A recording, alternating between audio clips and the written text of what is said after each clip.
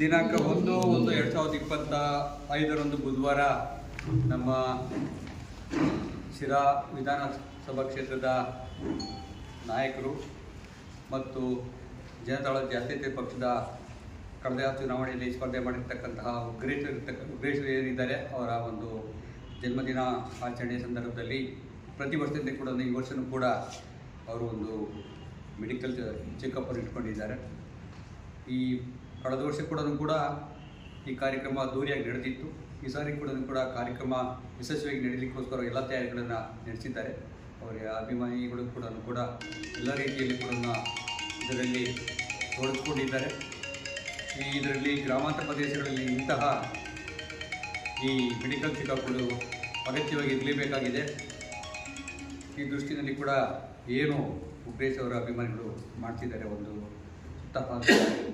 ಸ್ವಾಗತವಾದ ಕಾರ್ಯಕ್ರಮ.